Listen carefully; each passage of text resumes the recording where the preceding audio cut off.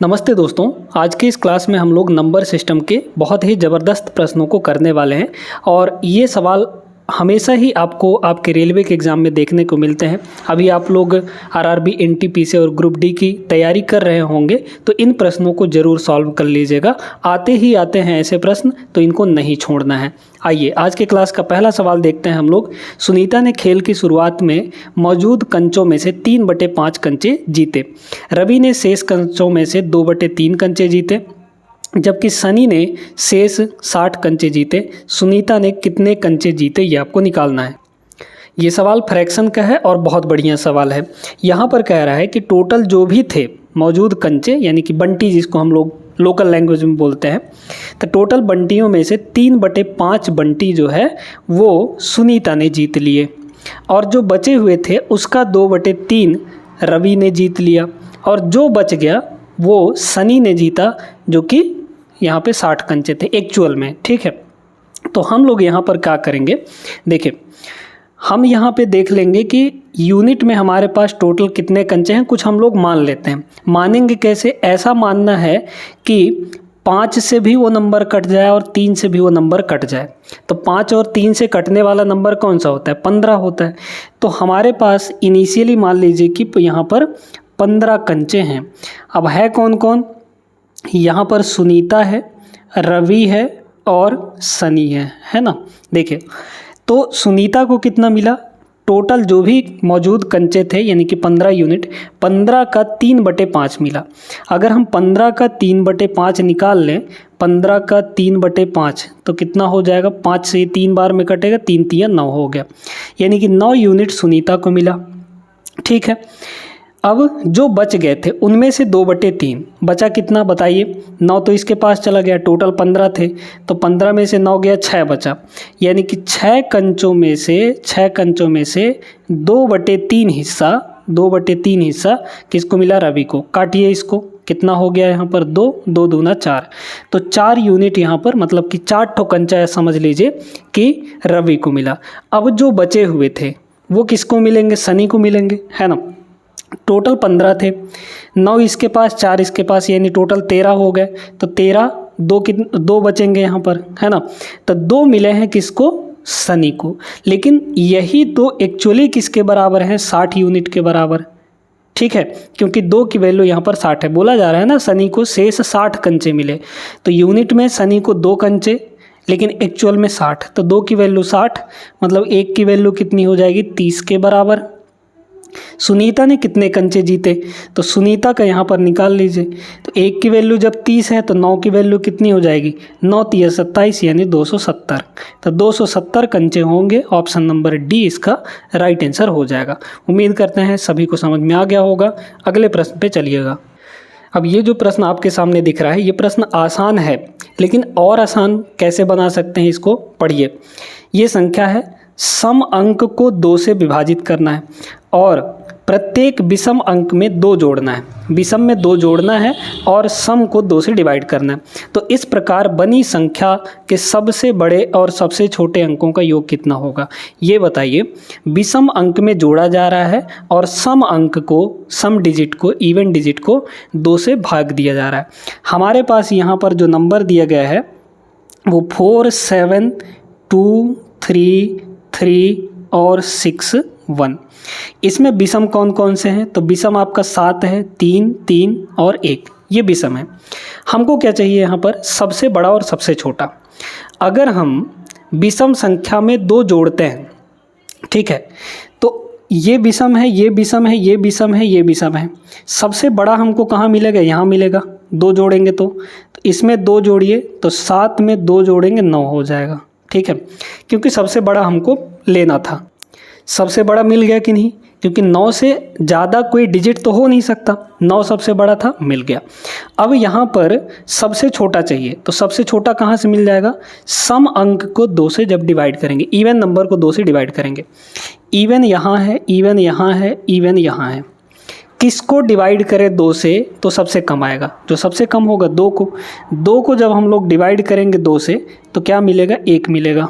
ठीक है, आप चाहें तो हर एक नंबर को करके देख सकते हैं इसके मुताबिक, लेकिन हम आपको यहाँ पे सोचने का तरीका बता रहे हैं कि कैसे हर एक नंबर को नहीं करना है, आपको जो रिक्वायर्ड है बस उसी नंबर को लेके चलिए, ठीक है। तो सबसे बड़ा ये मिल गया, सबसे छोटा ये मिल गया, ठीक है। तो सबसे छोटा सबसे बड़ा मिल गया है, इनका सबसे बड़े और सबसे छोटे अंकों का योग कितना होगा, इस प्रकार जो बनी नई संख्या है तो कितना हो जाएगा यहाँ पर, ये बड़ी संख्या 9, सबसे छोटी संख्या 1, तो 9 और 1 जो है ये जुड़ के कितना होगा 10 के बराबर, मतलब ऑप्शन नंबर बी इसका राइट होगा, ठीक है। समझ में आया अच्छे से। अगले प्रश्न पे चलिए, ये वाला प्रश्न भी वैसा ही है पहले जैसा, ठीक है। देखिए ये हमारे पास एक संख्या है, इसमें कह रहा है विषम अंक में 3 जोड़ा जाता है और सम अंक में से 1 घटाया जाता है, सबसे बड़ा और सबसे छोटा चाहिए हमको, ठीक है। विषम में 3 जोड़ेंगे तो विषम हमारे पास कहाँ कहाँ है, 5 है ना, 1 है, फिर यहाँ पर 5 है, यहाँ पर 3 है, तो ये विषम है। इनमें अगर हम 3 जोड़ दें, जैसे 5 इसमें सबसे बड़ा है तो 5 में अगर हम 3 जोड़ दें, 3 जोड़ देंगे तो 8 मिलेगा, जो कि सबसे बड़ा बनेगा अगर रिक्वायर्ड देखा जाए तो। और कह रहा है कि सम अंक में से 1 घटा दिया जाता है, इवन है ना, सबसे बड़ा तो मिल चुका, सबसे छोटा देख लीजिए, इवन यहाँ है 6 है, यहाँ 4 है, यहाँ 2 है, यहाँ 1 है, सबसे छोटा कहाँ मिलेगा, अगर 6 में हम 1 घटाएंगे तो 5 मिलेगा, 4 में 1 घटाएंगे तो 3 मिलेगा, लेकिन अगर 2 में 1 घटाएंगे तो 1 मिलेगा, जो कि सबसे छोटा हो गया यहाँ पर दिखने वाला, ठीक है। तो सबसे छोटा हमारा क्या हो गया, 2 में 1 घटा देंगे तो 2 में 1 घटाइए आपका 1 मिलेगा। अब यहाँ पर जो बनी संख्या है तो उसमें सबसे छोटे और सबसे बड़े का अंतर, तो 8 और 1 का डिफरेंस कितना हो जाएगा, 8 माइनस 1 मतलब 7, तो 7 इसका सही जवाब होगा। आगे चलिए अगले प्रश्न पर। अब यहाँ पर दोस्तों एक बहुत फेमस टाइप है अंकों को पलटने वाला। 2 अंक की कोई संख्या दी होती है, उनके अंकों को पलट कर एक नई संख्या मिलती है। जैसे हम यहाँ पर कहें कि हमारे पास ये एक संख्या 42 है, ठीक है, इसके अंकों को उल्टेंगे यानी इकाई दहाई में जाएगा, दहाई इकाई में आएगा, तो क्या बनेगा यहाँ पर 2 और 4 हो जाएगा। तो अब यहाँ पर बहुत सारे टाइप के प्रश्न बनते हैं। आप कभी भी ये जो अंकों को पलटने वाला सवाल होता है इसमें कभी भी इक्वेशन मत बनाइएगा, बहुत टाइम लग जाएगा उसमें। आप बाई ऑप्शन करने का प्रयास करिए। इस टाइप के जितने भी सवाल बनते हैं उनको ऑप्शन से करेंगे तो ज़्यादा आसानी से होगा। पढ़िए, 2 अंकों की वह संख्या ज्ञात कीजिए जिसके अंकों का योग 8 है। पहली बात तो अंकों का योग 8 आना चाहिए। यहाँ 7 1 है, 8 हो गया, यहाँ 3 5 8 हो गया, यहाँ 6 2 8 हो गया, यहाँ 2 6 8 हो गया, ये तो ठीक है। इनमें 36 जोड़ने पर प्राप्त संख्या मूल संख्या के अंकों को उलटने पर प्राप्त संख्या के बराबर होती है। चलिए देखिए, अगर हम ये 71 है तो 71 में अगर 36 जोड़ेंगे तो क्या हमको 17 मिलेगा, क्योंकि बोल रहा है ना 36 जोड़ देंगे तो अंकों को उलटने पर प्राप्त संख्या मिल जाएगी। 71 को उल्टेंगे तो क्या बनेगा, यहाँ पर 17 ना बनेगा, तो क्या हम इसको इसमें जोड़ देंगे तो ये मिलेगा, नहीं मिलेगा ना, तो मतलब ये वाला आंसर नहीं होगा, ठीक। अब यहाँ पर देखिए ये 35 है, तो 35 में इसका उल्टा करेंगे तो 36 हो जाएगा, सॉरी 53 हो जाएगा, है ना, पलटेंगे तो 53 हो जाएगा। क्या यहाँ पे 35 में 36 जोड़ेंगे तो 53 मिल पाएगा, नहीं मिलेगा, क्योंकि 5 और 1 6 होता है, इकाई अंक 1 आएगा, तो नहीं मिलेगा, ये भी नहीं होगा, ठीक है। इसको देख लीजिए 62 है, तो 62 के अंकों को जब पलटेंगे तो ये 26 होगा, ठीक है, लेकिन 62 में 36 जोड़ने पर 26 तो नहीं मिलने वाला है, ये ऑप्शन भी नहीं होगा, एक ही बचा है।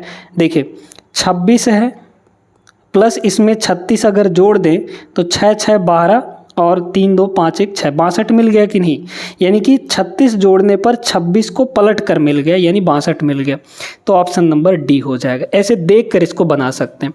अब इसमें एक और बड़ा बढ़िया टाइप है, वो टाइप हम आपको बता देते हैं।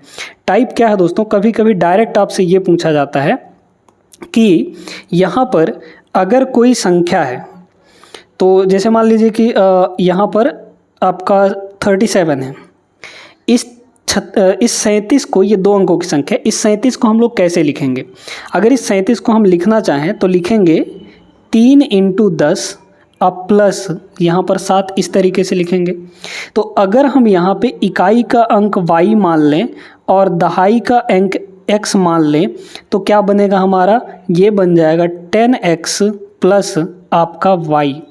मतलब यहाँ पर जो हमारी 2 अंकों की संख्या होती है वो 10x + y होती है। समझ में आई बात कि नहीं? अब इसी को अगर पलटेंगे तो पलटने पर जो प्राप्त संख्या होती है वो होती है 10y + x। कितना होता है? 10y + x हो जाता है। बस इतना आपको ध्यान रखना है।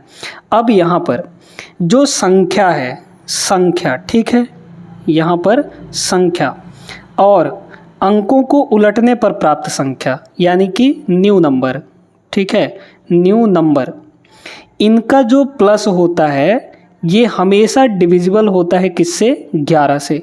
ये चीज़ डायरेक्ट पूछा जाता है कि एक कोई संख्या है और उसके 2 अंकों की संख्या है ना, तो संख्या और अंकों को उलटने पर बनी संख्या हमेशा किससे विभाजित होती है? तो 11 से डिवाइड होता है।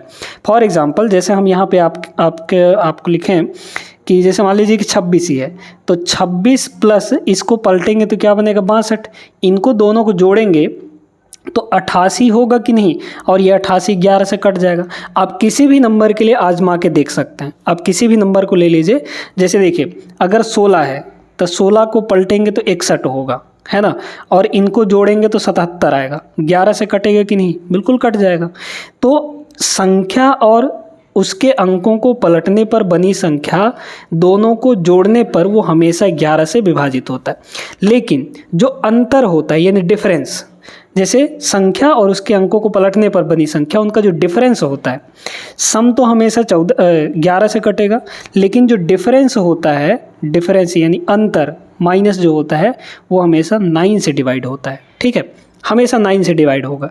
जैसे इसको देख लीजिए, 61 और 16 को घटाएंगे हम लोग अगर, तो 11 में से 6 गया हो गया 5, अब 5 में से 1 गया हो गया 4, ये 45 आया, 9 से कट जाएगा। तो इस तरीके से आप डायरेक्ट याद रखिएगा, इनका डायरेक्ट पूछ लिया जाता है आपसे सवाल में। चलिए इस सवाल को देखें, ये भी एक बढ़िया सवाल है। एक 3 अंकों वाली संख्या इस प्रकार है कि इसके इकाई अंक, दहाई अंक और सैकड़े के अंक का अनुपात 3:2:1 है। इस संख्या और इसके अंकों के क्रम को उलटने पर प्राप्त संख्या का जो सम है, योगफल है, वो 1332 के बराबर है। संख्या ज्ञात कीजिए कौन सी होगी। ठीक है, तो ये वाला पहला कंडीशन किस में सेटिस्फाई हो रहा है?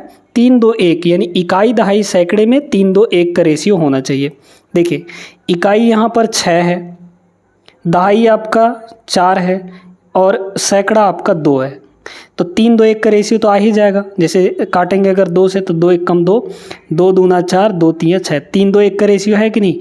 इकाई दहाई सैकड़ा 3:2:1 इस तरीके से है रेशियो।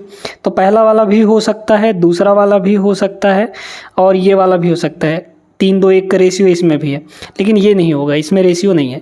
अब 3 ऑप्शन हो सकते हैं, तो इस पर हमारा पता नहीं चला। हमको देखना है संख्या और उलटने पर बनी संख्या। यहाँ समझिएगा 246 है, पलटेंगे तो क्या बनेगा? 642 बनेगा। तो 642 और 246 को जोड़ेंगे तो क्या कभी 1332 आ पाएगा? 800-900 के आसपास आएगा, है ना। तो ये तो ऑप्शन नहीं होगा। इसी तरीके से ये भी नहीं होगा क्योंकि ये 123 है, उल्टा करेंगे 312 होगा, 321 होगा, 300 और 100 400 हो पाया, तो ये ऑप्शन नहीं होगा। डी बचा है बस एक ऑप्शन, यही हो जाएगा। जैसे इसको अगर देखेंगे तो 369 है, अब पलटेंगे तो क्या बनेगा? 9 6 3 बनेगा, आज जोड़ेंगे तो यही आ जाएगा आपका।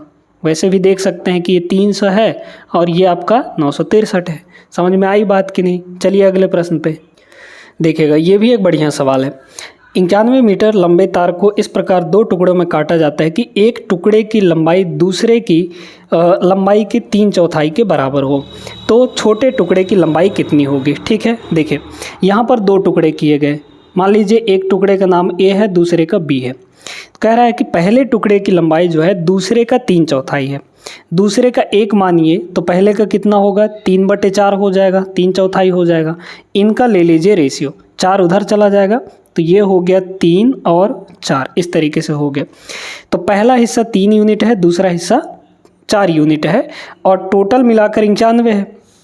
तो यहाँ रेशियो में टोटल कितना हो गया? 7 यूनिट, लेकिन एक्चुअल में हमारा टोटल कितना है? 91। तो 13 से 93 होता है, मतलब 1 की वैल्यू 13 हो गई। इतना तो जानते ही हैं आप लोग। ठीक है, हमको बोला है छोटे टुकड़ा, तो छोटा टुकड़ा क्या होगा? जिसका रेशियो कम होगा, 3 यूनिट। 1 की वैल्यू 13, तो 3 की वैल्यू 13 × 3 = 39 हो जाएगा। ठीक है, तो 39 सेंटीमीटर ऑप्शन नंबर सेकंड यहाँ पे सही आंसर होगा। बहुत सिंपल सा भी प्रश्न था और आप लोगों ने कर भी लिया होगा। आप लोग दोस्तों इस टाइप के प्रश्नों में बहुत फंसते हैं। एक व्यक्ति अपने बगीचे में 21,025 आम के पेड़ इस प्रकार लगाता है कि पंक्तियों की संख्या प्रत्येक पंक्ति में पेड़ों की संख्या के बराबर है। पंक्ति की संख्या ज्ञात कीजिए। यहाँ पर कह रहा है कि जितने रो लगाएंगे हर एक रो में उतने ही पेड़ होंगे। जैसे अगर हम दो रो लगा रहे हैं, ठीक है, तो हर एक रो में दो दो पेड़ होंगे। जैसे एक रो ये हो गया और एक रो ये हो गया, तो दो रो हैं और दो रो में दो दो पेड़ ही हैं। अगर 3 रो लगाना चाहें, 3 पंक्तियां लगाना चाहें, तो हर एक पंक्ति में 3-3 पेड़ होंगे। तो क्या हो जाएगा यहाँ पर, अगर एक पेड़ में एक पंक्ति में ए पेड़ हैं, तो पंक्तियां कितनी होंगी, ए ही होंगी, टोटल पंक्तियां। तो हमारे पास कुल कितने पेड़ हो गए, ए इंटू ए हो गए, और टोटल पेड़ हमको दिया कितना है, 21,025 के बराबर, 21,025 के बराबर। तो ये हो जाएगा ए स्क्वायर। तो ए की वैल्यू यहाँ से कितनी हो गई, उधर जाके रूट लग जाएगा, मतलब 210, 25 का यहाँ पर आपको रूट निकालना है। अब रूट निकालने के लिए ज़रा सुनिएगा, लास्ट में क्या है, 25 है। जब भी लास्ट में 25 होता है तो बहुत सिंपल सा तरीका है। ये 25 है तो 25 का वर्गमूल 5 आप लिख लीजिए। बाकी जो बचा नंबर है 210 है, 210 है। इसको 2 लगातार नंबर में तोड़िए, 2 लगातार नंबर। जैसे अब आप ऑप्शन को लेकर यहाँ पे सहारा ले सकते हैं। जैसे यहाँ 13 है तो 13 का लगातार 2 नंबर लीजिए, 13 और 14। 13 और 14 को मल्टीप्लाई करने पर क्या आपको 210 मिलेगा, नहीं मिल पाएगा, ठीक है, इकाई अंक अलग ही आ जाएगा। यहाँ 12 है तो 12 का अगला नंबर क्या होगा, 13 होगा। 13 को मल्टीप्लाई करेंगे 210 नहीं आएगा। यहाँ 14 है तो हम इस 210 को 14 गुणे 15 लिख सकते हैं। 2 लगातार नंबर में आपको तोड़ लेना है। 14 गुणे 15 लिख दिए, इसमें से जो छोटा होगा उसी को ले लीजिए, यानी कि 14। बस आपका आंसर आ गया। यानी 210 25 का वर्गमूल कितना होगा, 145 होगा। और ये तरीका तभी लगाना है जब लास्ट में आपको 25 दिखे, ठीक है। तो option number C is the right answer. अब तो ये जो सवाल है रेशियो का, बहुत सिंपल सा सवाल है, मतलब रेशियो से ही रिलेटेड है। देखिए, प्रज्ञा ने अपने जन्मदिन की पार्टी में 7 और 6 के अनुपात में पुरुष और महिलाओं को आमंत्रित किया। पुरुष यहाँ पर कितना है, यानी कि मेल कितने हैं और फीमेल, मेल और फीमेल का जो रेशियो है वो 7:6 है, ठीक है। अब कह रहे हैं कि यदि पार्टी में आने वाले पुरुषों की संख्या 56 थी, मेल की संख्या कितनी है, 56 के बराबर, यानी कि यहाँ पर 7 की वैल्यू 56 है, तो 1 की वैल्यू कितनी हो जाएगी, 7 8 56 मतलब 8 हो जाएगा। कह रहा पार्टी में शामिल होने वाले मेहमानों की कुल संख्या, टोटल कितने होंगे, मेल यहाँ पर 7 यूनिट, फीमेल 6 यूनिट, तो 7 और 6 यानी कि टोटल हो जाएंगे 13 यूनिट। तो 13 की वैल्यू निकाल लीजिए। तो 1 की वैल्यू 8 है, मतलब 13 की वैल्यू कितनी हो जाएगी, 13 8 104 के बराबर होगा। तो 104 इसका राइट आंसर होगा, बी ऑप्शन। बहुत सिंपल सा प्रश्न था। तो उम्मीद करते हैं दोस्तों कि आज के क्लास में जितने भी प्रश्न करवाए गए हैं वो आपको बहुत अच्छे तरीके से समझ में आ गए होंगे, और ऐसे प्रश्न आएंगे तो आप लोग लगा भी लेंगे। हालाँकि ये क्लास थोड़ा छोटा था और उम्मीद करते हैं कि आप सभी को पसंद आया होगा। वीडियो लाइक कर दीजिए और चैनल को सब्सक्राइब कर लीजिएगा। मिलते हैं अगले क्लास में, तब तक के लिए जय हिंद।